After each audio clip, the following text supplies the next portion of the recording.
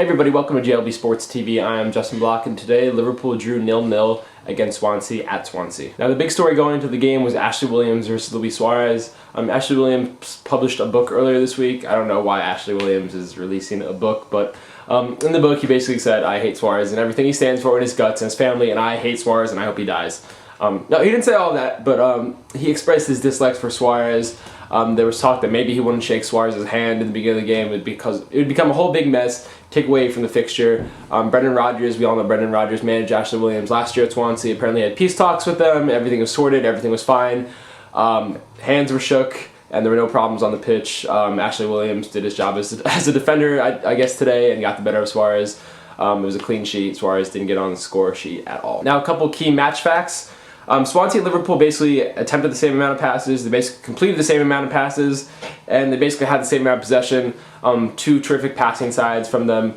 It's not a surprise that they try to both play the ball like they do, on the ground, short, good passing, neat passing, try to control possession. So this is always going to be a tight one, but where Liverpool had the advantage, and in my mind this is where they should have actually deserved the 3 points, was Liverpool had 173 passes in the attacking third compared to Swansea's 128. And Liverpool had 53% of the possession actually inside of Swansea's attacking half. They also had 9 shots on target compared to Swansea's 9 shots off target. So Liverpool were more positive in the final third and had more shots. But again, time and time today, they just couldn't find that final incisive ball to really seal the game away. And in my mind, that really started in midfield. Today we had Jordan Henderson making what I believe was his first Premier League start. And with Jordan Henderson coming in, that means that Liverpool were always going to have a flat midfield with Joe Allen and Steven Gerrard. Normally we've seen Steven Gerrard play in that holding role, and once sort of another holding type passing midfielder like Jordan Henderson comes in, you're not really going to see any three of the three get forward at all. You've been accustomed to seeing Nuri Sahin actually playing that sort of attacking midfield role. He was on the bench today. So Brendan Rodgers opting to go for a less of attacking shape, and that really cost Suarez in my mind. There was no sort of false 10, as I've come to call it, to really go up and support Suarez, and as a result, Suarez wasn't as omnipresent as we thought. So credit to Swansea at the back for being organized, to helping with that, but no credit to Brendan Rodgers for giving help to Suarez. Suarez also had no chances created today, so again, not as omnipresent, not creating the chances that we expect out of Suarez. Yes, Liverpool are a side that rely heavily on Suarez, and it wasn't his best game today, and he didn't have any help at all. Now, though we had no creativity from Suarez today, Steven Gerrard, using stats from @AnfieldIndex, the Twitter handle, Steven Gerrard had 6 chances created. Glenn Johnson and Jose Enrique created 2 each to lead Liverpool. So while Steven Gerrard continues to play in that sort of deeper role, the holding role, he's actually creating boatloads of chances. I think he's top 5 in the Premier League as it stands right now in terms of overall chances created. So Steven Gerrard has been effective from deeper. He's just not getting into the game as much. He looked a bit off the pace again today. So it's still a mixed bag from Steven Gerrard as a whole. Jose Enrique again had another terrific game, unlucky to score on 2 chances. One was called offside, the other one sort of chested off of him, just went wide of the post. Continues to impress from left wing, but again, sometimes in the possession, he looks like a left back, to be honest. He's not always that neat. But I have to admire his attacking drive. The inside run he made when Glenn Johnson almost put him through.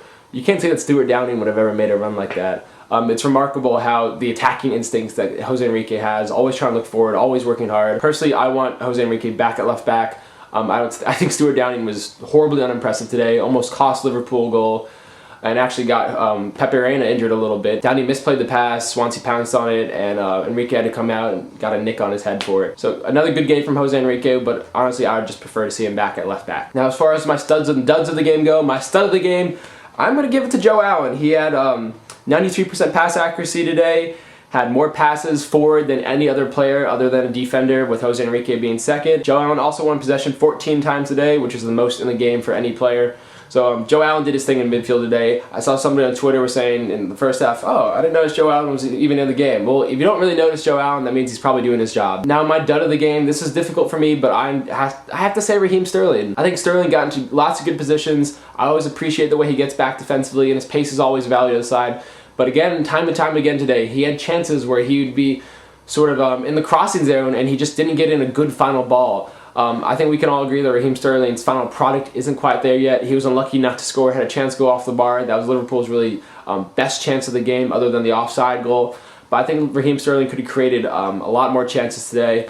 just the final product wasn't there. Sort of near the end of the game, Luis Suarez and him messed up a 1-on-2. I think when Suarez initially received the ball, he played it to Sterling way too quickly, and then Sterling sort of panicked and played it back to him, again, way too quickly.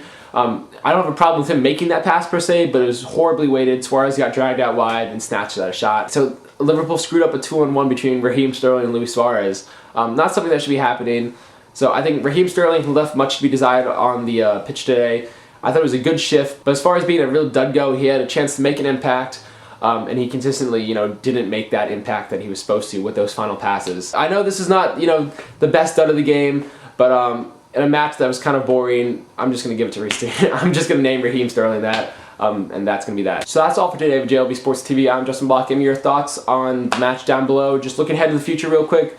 Liverpool now have 3 wins going into December. Obviously not great. That's simply not good enough, but a little bit of a silver lining. Liverpool remain unbeaten. I think this is 2 months with them going unbeaten. The last loss I remember in the league was against United on September 23rd. And going up until January, the middle of January, where they have a difficult stretch where they have Arsenal, Man City, and United, 3 out of 4 games. Very manageable schedule. I talked about in my last video. Liverpool should be able to achieve maximum points. I think once we get to that, United, City, Arsenal stretch, we'll know more about this team. Reinforcements will come in January, and hopefully Liverpool have a good second half to the season. So that's just a little bit of wishful thinking for the future. Give me your thoughts on the game down below. YNWA guys, and see you soon.